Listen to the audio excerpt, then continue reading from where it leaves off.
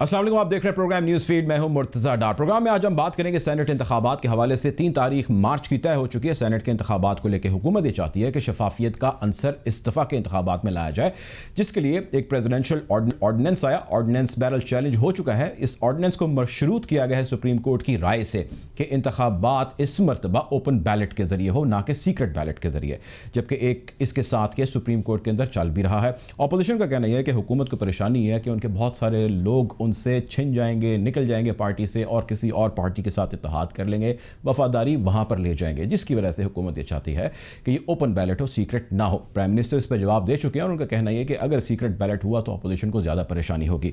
इस सारे असना में हम देखते हैं कि वीडियो मंजर आम पर आती है, जिस वीडियो के अंदर 2018 की वीडियो है। वफादारियाँ तब्दील की जाती हैं, पैसे लिए जाते हैं। इमरान खान साहब और उनकी पार्टी 20 लोगों को निकाल देती है। निकाले जाने के बाद एक इंक्वायरी कमेटी वज़ीर-ए-आज़म ने बना दी, जिसके अंदर शीरी मज़ारी साहिबा, फवाद चौधरी साहब और शहजाद अकबर साहब हैं, जिन्होंने इसके अंदर अपनी फाइंडिंग्स देनी है, सबमिट करानी है प्राइम मिनिस्टर पाकिस्तान को, और उसके बाद कोई ना कोई इस पर एक्शन होगा। इस कमेटी के हवाले से बहुत सारी उंगलियां उठ रही हैं। मिसाल के तौर पर पहली उंगली ये उठी, या पहला सवाल ये कंसर्न शो किया गया कि पीटीआई के ही लोग पीटीआई के लोगों की किस तरह इंक्वायरी करेंगे। दूसरा सवाल ये कि जब जुडिशल फोरम अवेलेबल है, जब हाउस आपके पास अवेलेबल है, तो उसमें से किसी को इसमें शामिल क्यों नहीं किया गया। इसी हवाले से कमेटी के एक रुकन फवाद चौधरी साहब हमारे साथ प्रोग्राम में मौजूद होंगे, वफाकी वज़ीर हैं साइंस एंड टेक्नोलॉजी के। इनसे पूछेंगे कि वो किस किस्म की तहकीक करेंगे और किस किस्म की उम्मीद लगाए बैठे हैं वो इन इलेक्शन से। लेकिन उससे कबल एक मुख्तसर सी ब्रेक है। ब्रेक के बाद गुफ्तगू का बाकायदा आगाज़ करेंगे।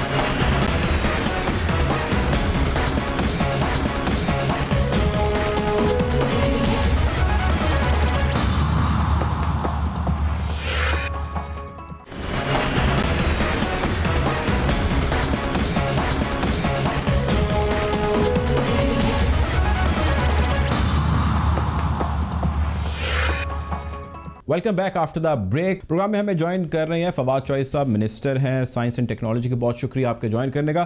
फवाद चौधरी साहब, सर जो कमेटी बनी है, इस वीडियो रिपोर्ट को आप अब जो सामने आई है वीडियो, के ऊपर एक रिपोर्ट पेश करेंगे, इंक्वायरी करेंगे कि तराज़ ये उठाया जा रहा है कि इसमें पीटीआई के ही लोग हैं जो पीटीआई के लोगों के खिलाफ इंक्वायरी करेंगे। इसमें जुडिशल फोरम था, इसमें पूरा हाउस था आपके पास जिसके अंदर से आप लोगों को ले सकते थे।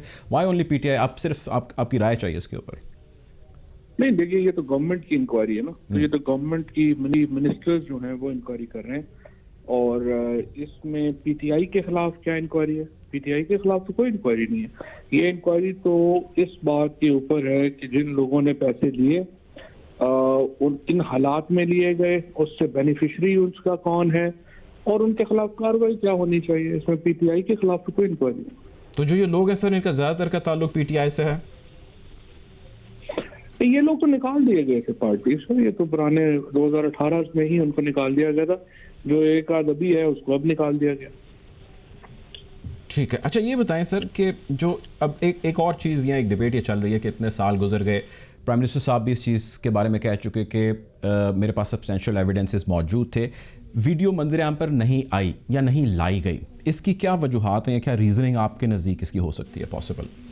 नहीं, 2018 में ये वीडियो हमारी पोजीशन में नहीं थी, ना ही हमें जो है वो इस तरह से जिस तरह से ये भी आई है, ये इस तरह से हमारे पास नहीं थी। उसके फुटेजेस थे उस वक्त और सॉलिड एविडेंस इसके अलावा भी थी। और मसलन जो स्पेशल ब्रांच थी उसकी रिपोर्ट्स थी, और इस तरह से जो और जो एक सॉलिड एविडेंस थे वो थे। खट्टर साहब जो चीफ मिनिस्टर थे और उनके पास भी ये एविडेंस थी किस तरह से हुआ है, तो हमें और एविडेंस भी थी। उस बिना के ऊपर ये इंक्वायरी जो है वो अमल में लाई गई थी। ठीक है। अच्छा चौधरी साहब, ये बताएं कि नैब के बारे में क्या आपकी राय है? नैब को इस केस को प्रोब करना चाहिए अभी या फिर किसी स्टेज पे?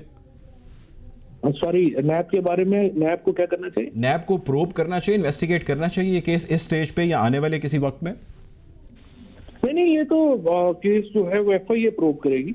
और अभी इंशाल्लाह इसको जो मिनिस्ट्रियल कमेटी की पहली मीटिंग जो है वो फ्राइडे को हो रही है, सैटरडे को हो रही है, तो उसके में हम अपना जरा एक लाएमल तय कर लेंगे और ये सारे लोगों के खिलाफ कार्रवाई होगी, कोई ऐसा प्रॉब्लम नहीं। ठीक है। अच्छा सर, अब 3 तारीख को ऐलान हो चुका है कि इंतखाबात होंगे सेनेट के। इसको लेके बड़ी बाज़गश्त थी, हम सब ने देखा। थोड़ी सी ज़रा रोशनी डाली गई इस चीज़ पे कि जो ओपन बैलेट है और सीक्रेट बैलेट है, ऑपोजिशन ये कहती है कि सीक्रेट बैलेट चाहते हैं ये लोग ना हो, क्योंकि इन्हें डर है कि इनकी पार्टी से बहुत सारे लोग निकल जाएंगे और वफादारियाँ तब्दील हो जाएंगी। जबकि आप लोग ये कहते हैं कि हमारा मकसद ये नहीं, हम शफाफियत की तरफ बढ़ना चाहते हैं। इसमें आप ज़ाहिर है यही कहेंगे, सदाकत आपकी बात में है, लेकिन ऑपोजिशन के इस नैरेटिव को कैसे काउंटर करेंगे आप? देखिए, इसके ऊपर तो पूरा आर्टिकल मेरा आज जो है वो छपा है जंग अखबार में। अच्छा। और मैंने वो पूरी हिस्टोरिकल जो एवोल्यूशन है सीक्रेट बैलेट की वो बताई है कि किस तरह से हुआ और कैसे यहाँ पर जो है वो मामला जो है वो पहुंचा है।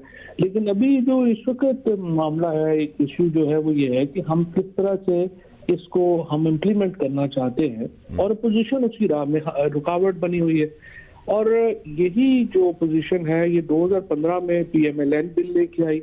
उससे पहले 2006 में जो बेनजीर भुट्टो शहीद और नवाज शरीफ साहब में जो मुआहदा हुआ, उसकी क्लॉज 24 जो है वो बिल्कुल वाजे है। वो यही एग्जैक्टली लेजिस्लेशन है जो हम लेके आ रहे हैं। अब बुनियादी तौर के ऊपर अपोजिशन का जो क़यादत है वो सियासी नाबालिगों के हाथ में है। ना उनको पाकिस्तान की हिस्ट्री का पता है, ना उनको ये पता है कि इलेक्शंस में क्या मसाइल है, ना ही उनको ये भी पता नहीं है, एहसास नहीं है कि इंडिविजुअल जो है वो इलेक्शंस उस तरह से मनूवर नहीं कर सकते जिस तरह से गवर्नमेंट्स मनूवर कर सकती हैं। हम तो चूंकि ये इमरान खान है और वो एक उसके ऊपर एक उनका वो एक मॉरल हमेशा वो स्टैंड लेते हैं, वो ये कुर्बानी दे रहे हैं, वरना अदरवाइज तो कोई गवर्नमेंट ये नहीं करती जो हम कर रहे हैं। और ये अपोजिशन जो है इसमें एक्सपोज हो रही है रोजाना लोगों के सामने। ये जितने जो है ये एक समझिए कि बिल्कुल ही ना समझ और बेअकल लोग। ठीक है, चौधरी साहब ये बताएं, अब सुप्रीम कोर्ट का फैसला आना बाकी है, केस आपको पता चल रहा है, रिकमेंडेशन आनी बाकी है प्रेसिडेंशियल ऑर्डिनेंस पे, उसका कितना असर पड़ेगा इस इलेक्शन पे 3 तारीख को? देखिए, अब उस पर काफी पड़ेगा। मेरा ख्याल है पब्लिक ओपिनियन जो है वो तो बिल्कुल वाजे है, वो ओपन बैलेट के हक में है। और ज्यादा अफसोस तो मुझे इसी बात का है कि ये जो मरियम है या बिलावल है या ये तो लोग तो इतने अभी सियासी नाबालिग हैं, लेकिन इनकी पार्टीज के अंदर जो खामोशी है वो बड़ी अफसोसनाक है। देखिए, हमारी पहली वफादारी अपने मुल्क के साथ है और अपने अवाम के साथ है। और अगर लीडरशिप इतनी बोनी हो और वो इतनी बड़ी गलतियां करे और सारे लोग खामोश रहे, ये असल अनफॉर्चुनेट है, क्योंकि डेमोक्रेसी में नहीं होता। सर, अपोजिशन तो बड़ा टफ टाइम दे रही है, मार्च करने जा रहे हैं और इस्लामाबाद की तरफ बढ़ रहे हैं। PDM का इत्तेहाद दिन ब दिन स्ट्रॉन्ग होता दिखाई दे रहा है, क्या करेंगे? मार्च को कैसे टैकल करेंगे? PDM का इत्तेहाद कैसे मजबूत हो रहा है? PDM वाले कह रहे हैं हमारा इत्तेहाद दिन ब दिन मजबूत होता जा रहा है, हुकूमत को हम टफ टाइम दे रहे हैं और इस्लामाबाद आने में लगे हैं। बिलावल साहब ने बड़ी हैदराबाद में बड़ी धुआंधार तकरीर की, उन्होंने कहा कि जी ऐसी की तैसी गवर्नमेंट की। देखिए, खाली तकरीरों का तो इशू नहीं है ना, वो तो जाहिर है बेचारे पीपल्स पार्टी का तो बड़ा अफसोसनाक है जिस तरीके से इन्होंने एक बिल्कुल जो नेशनल पार्टी थी, जिसको हम कहते थे चारों सूबों की जंजीर बेनजीर, उसको जिस तरह से इन्होंने स्क्वीज करके एक बिल्कुल रीजनल पार्टी बना दिया, वो तो बड़ा अफसोसनाक है। लेकिन बहरहाल अनफॉर्चुनेट है, क्या कर सकते हैं। आखिरी सवाल सर, आखिरी सवाल आपसे, पाकिस्तान मुस्लिम लीग नून का, मैं फिर दोहरा रहा हूँ, पाकिस्तान मुस्लिम लीग नून एज पार्टी का क्या फ्यूचर देखते हैं आप? देखिए, ये हमारी ख्वाहिश तो है कि ये पार्टीज एक नेशनल पार्टीज रहें, और नेशनल पार्टीज की बड़ी जरूरत होती है मुल्कों को आगे जाने के लिए। लेकिन इस वक्त जो उनकी लीडरशिप है वो तो बिल्कुल एक नाबालिग लीडरशिप है। वो रोजाना फौज को अटैक करते हैं, रोजाना सुप्रीम कोर्ट को अटैक करते हैं, रोजाना अवाम को अटैक करते हैं रिजल्ट ना मान के इलेक्शन का। सो आप पॉलिटिकल पार्टीज तो यूं फंक्शन नहीं करती जिस तरह से इनकी लीडरशिप फंक्शन कर रही है। तो उन्होंने बहुत अपने आप को नुकसान पहुंचाया है और फ्यूचर में मुझे लग रहा है कि ये मजीद नुकसान पहुंचाएगा। ठीक है जी, बहुत शुक्रिया जी। फवाद चौधरी साहब हमारे साथ मौजूद थे, वफाकी साइंस एंड टेक्नोलॉजी के। आपके वक्त का बहुत शुक्रिया। प्रोग्राम में वक्त हुआ चाहता है ब्रेक का, ब्रेक जाने पड़ेंगे।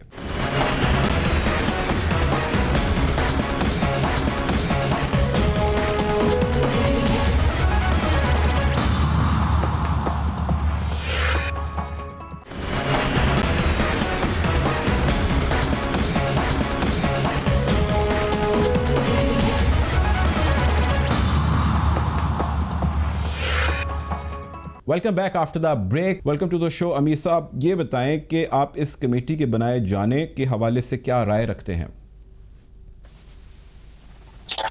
देखिए, हमारा जो सिस्टम है मुर्तज़ा साहब, उसमें छोटे छोटे छेद थे।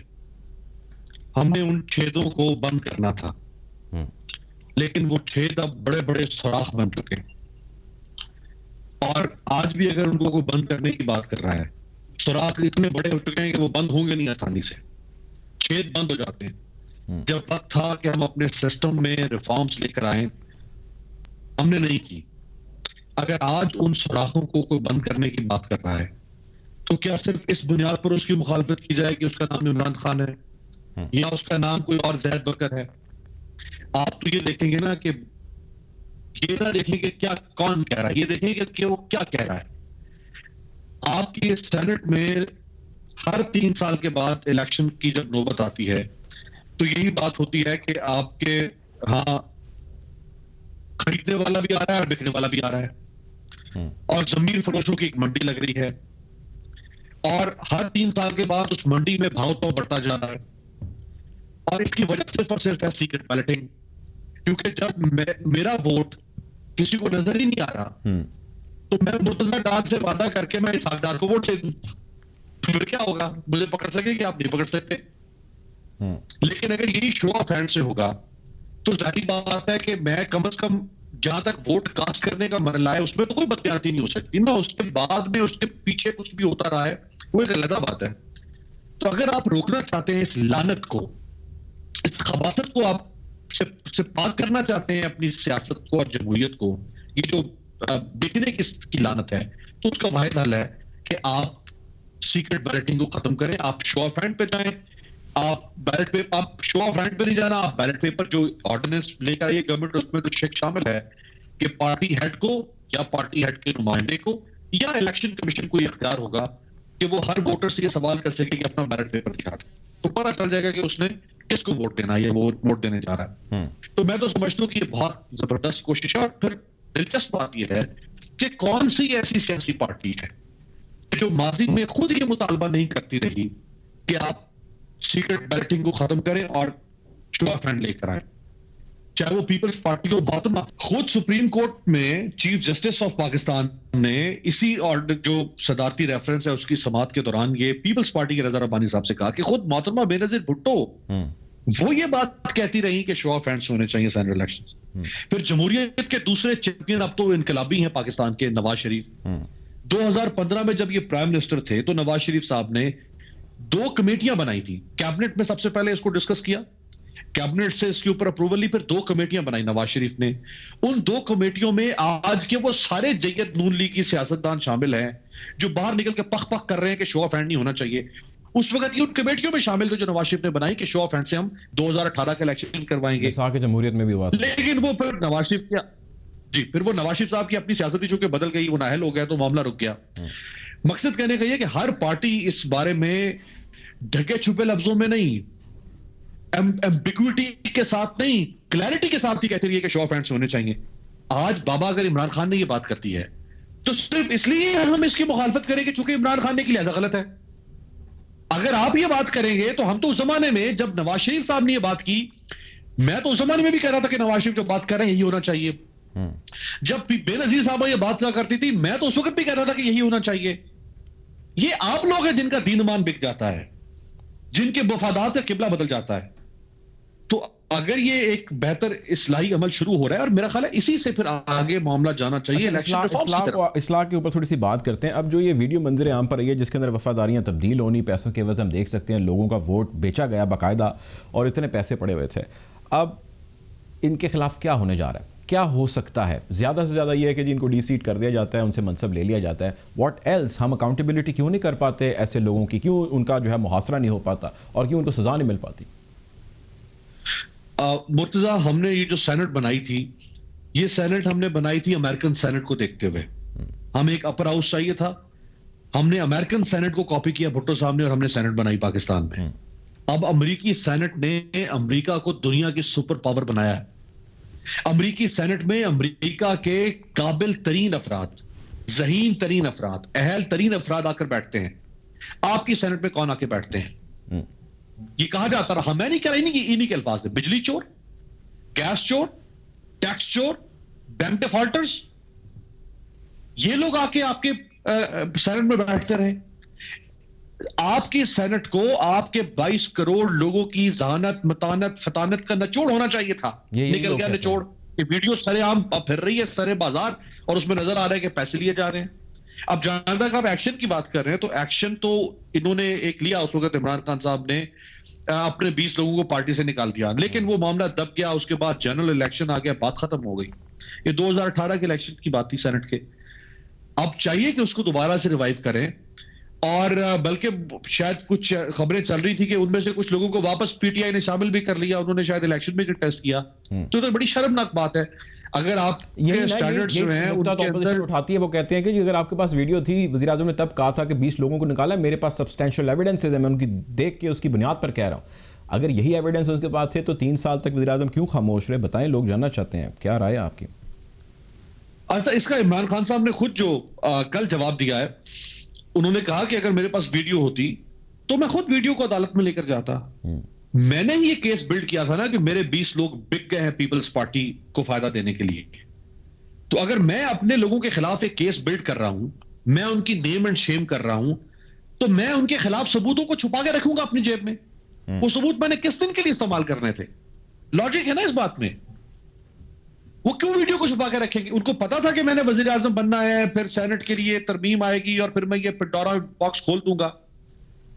मेरा नहीं ख्याल कि ऐसी कोई वीडियो प्राइम मिनिस्टर के पास थी। हो सकता है लोगों के पास, आखिर किसी ने तो बनाई है ना, होगी पीटीआई के लोगों के पास ही होगी वीडियो, क्योंकि पीटीआई ही को ये बेनिफिट करती है ना वीडियो। अब प्राइम मिनिस्टर कह रहे हैं, वो डिनाइल बोर्ड में वो कह रहे हैं मेरे पास तो नहीं थी। अगर मुझे पता होता, बल्कि उन्होंने ये भी कहा कि जिन लोगों को मैंने निकाला उनमें से 2 लोगों ने मेरे खिलाफ कोर्ट में केस कर दिया कि मैं उन पर इल्जाम लगा रहा हूं पैसे लेने का, लिहाजा उन्होंने मेरे खिलाफ डेफेमेशन का केस। लेकिन अमीर साहब अब ये बताएं, तो मेरे पास फवाद चौधरी साहब, शीरी मजारी साहिबा और शहजाद अकबर साहब, अब किस तरह तहरीक इंसाफ के ही लोग, किस तरह तहरीक इंसाफ के लोगों का जो है वो इंक्वायरी करेंगे और उसके ऊपर अपनी फाइंडिंग देंगे? लोग तो इसके ऊपर, ज़ाहिर ऑपोजिशन तो इसके ऊपर एतराज़ात उठाती हुए कहते हैं ये पार्लियामेंट का फोरम है, जुडिशल फोरम है, इनको इन्वॉल्व किया जा सकता था, आप क्यों नहीं करते? बिल्कुल ठीक है, इंक्वायरी जो है वो इंडिपेंडेंट होनी चाहिए और उसकी कॉन्स्टिट्यूशन भी इंडिपेंडेंट होनी चाहिए। अगर आप कॉन्स्टिट्यूट कर रहे हैं एक इंक्वायरी कमेटी, तो उसमें आपने अगर सारी पीटीआई को लाके बिठा दिया, शीरी मजारी साहबा को या फवाद चौधरी साहब को, तो फिर उसकी उस इंक्वायरी की जो फाइंडिंग है उसको तो कोई भी एक्नॉलेज नहीं करेगा, ना एंडोर्स करेगा। तो अगर प्राइम मिनिस्टर सीरियस हैं, वो चाहते हैं कि ये हमेशा हमेशा के लिए once and for all chapter close हो, उनको सेफ और जिन्होंने ये नहीं दिया जाएगा इस इंक्वायरी के बाद, लोगों का कहना ये है कि आप उनको सेफ एग्जिट दे रहे हैं, एक आई वॉश है कि कमेटी बन गई, वो फाइंडिंग दे देगी, पीटीआई के लोग पीटीआई के बारे में जांच पड़ताल करेंगे, कुछ भी नहीं होगा, ये दिन गुजर जाएंगे। और आपको पता है हमारे यहाँ जब नई खबर आ जाती है, नया कोई अपडेट आ जाती है, तो पुरानी चीज़ें भूल जाते हैं हम सारे। देखिए, हमारे सामने इस हवाले से इमरान खान साहब का जो करैक्टर है उसमें हमें बहुत सारा झोल नजर आता है। जस्टिस वजीउद्दीन और तस्नीम नूरानी साहब ने, इनके पार्टी इलेक्शन के बारे में एक कमेटी बनी थी, आपको याद होगा। उन्होंने जहांगीर तरीन और अलीम खान के ऊपर इल्जामात लगाए। इमरान खान साहब ने जिन पर इल्जाम लगा उनको निकालने के बजाय जिन बेचारों ने इंक्वायरी की थी उनको ही फारिग कर दिया एक तरह से। इसी तरह से और बहुत से मौकों पे इन्होंने अपने जो इनके खास बिग विग्स हैं पार्टी के अंदर, जिनके बगैर इमरान खान समझते हैं कि मैं नहीं चल सकता, वो उनको कुछ नहीं कहते। फैसल वाडा की मिसाल आपके सामने है ना डार साहब। फैसल वाडा के खिलाफ डुअल नेशनलिटी का केस भी है और कंसीलमेंट ऑफ एसेट का केस भी है। 2.5 साल से वो वजीर हैं। फैसल वाडा साहब लगता है बड़े तगड़े हैं। अमीर साहब क्या राय है आपकी? फैसल वाडा साहब को कोई परेशानी नहीं है, कोई टेंशन नहीं है, और अगर कोई टेंशन या परेशानी उनके ऊपर आती भी है लॉफुली लीगली, वो अपनी जगह फर्म खड़े हैं, वो कहते हैं यार कोई मसले की बात नहीं। ये क्या है? ये तो बहुत बहुत बड़ा एक इशू है जो इनके गले किसी सूरत भी जो है वो पड़ जाएगा, किसी स्टेज पे भी पड़ जाएगा। कई जगहों पे उनके ताल्लुकात बहुत अच्छे हैं फैसल वाडा साहब के, लेकिन हम तो सवाल करेंगे ना, प्राइम मिनिस्टर जो chief executive of the country है, जिस प्राइम मिनिस्टर ने हल्फ उठाने के बाद कौम से ये वादा किया था कि एहतसाब मुझसे और मेरी काबीना से शुरू होगा। हमें नहीं पता कि फैसल वाडा के ताल्लुकात किससे हैं और किससे नहीं है, फैसल वाडा कितना पावरफुल है। हमें तो वज़ीर आज़म के ये अल्फाज याद आ रहे हैं और हम इसी के का ताज़ियाना बनाएंगे इस हुकूमत पर कि हमें तो वो वज़ीर आज़म जवाब दे रहा है कि जो कहता था एहतसाब मुझसे मेरी काबीना से शुरू होगा। फैसल वाडा को 16 समातें हुई हैं, फैसल वाडा पेश ही नहीं हो रहे। 16 समातें, इससे बड़ा कोई जोक होगा? 2.5 साल से वो मिनिस्टर है और केस लटक रहा है, और प्राइम मिनिस्टर क्यों नहीं निकाल के साइड पे करते अपने मिनिस्टर को, और प्राइम मिनिस्टर क्यों नहीं अपने मिनिस्टर से कहते कि भाई आप अपीयर क्यों नहीं हो रहे हैं हाई कोर्ट के अंदर, आप ड्यू प्रोसेस ऑफ लॉ को क्यों जो है वो फ्लक्चुएट कर रहे हैं। ठीक है जी, आप आजम सवाती की मिसाल ठीक है, बिल्कुल ठीक। बहुत शुक्रिया जी, हमारे साथ अमीर अब्बास साहब मौजूद थे, सीनियर जर्नलिस्ट हैं, एनालिस्ट। आपके वक्त का बहुत शुक्रिया। प्रोग्राम में वक्त हो जाता है ब्रेक का, ब्रेक की जाने पड़ेंगे।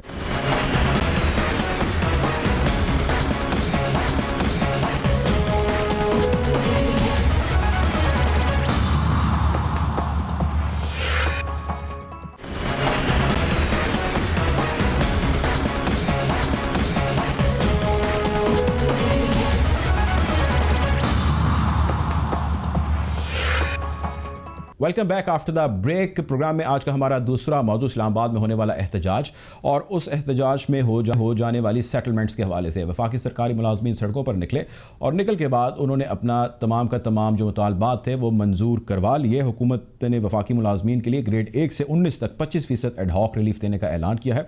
इससे साथ साथ KPK और पंजाब के मुलाजमीन की अपग्रेडेशन का अमल भी जो है वो लाया जाएगा आने वाले कुछ दिनों में। इसके साथ साथ हमने ये देखा कि कल वफाकी सरकारी मुलाजमीन जब सड़कों पर निकले तो उनका मुतालबा यह था कि ग्रेड 1 से ग्रेड 22 तक उनकी तनख्वाहों में इजाफा किया जाए और 40% इजाफा किया जाए, जबकि हुकूमत का कहना यह था कि वो 24% इजाफा कर सकती हैं ग्रेड 1 से लेकर 16 तक। ये सारा मामला ख़राब हुआ। पार्लियामेंट की जानिब मार्च हुआ, आंसू गैस और शेलिंग हम सब ने देखी, पकड़ धकड़ गिरफ्तारियां, तमाम चीज़ें अमल में आई। एक जंग का सा समा था इस्लामाबाद शहर के अंदर और वो मामला आज सेटल हो चुका है। अब सवाल हमारे बहुत सारे इससे जुड़े ये हैं कि ये तमाम का तमाम एहतजाज किए जाने के पीछे असल वजह क्या थी?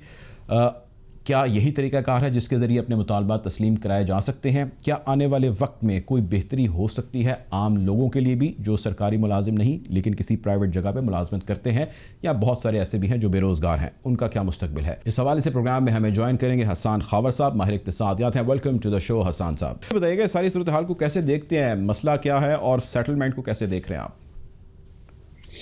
जी शुक्रिया जनाब। देखिए, बात यह है कि सेटलमेंट को तो इस तरह हमने देखना चाहिए कि आपको पता है कि इनकी डिमांड बड़ी अरसे से चल रही थी कि जो सरकारी मुलाजमीन है इनकी तनख्वाह बढ़ाई जाए, और पिछले बजट में भी जो हालात थे हुकूमत के, उन्होंने इनकी तनख्वाहों में कोई इजाफा नहीं किया था।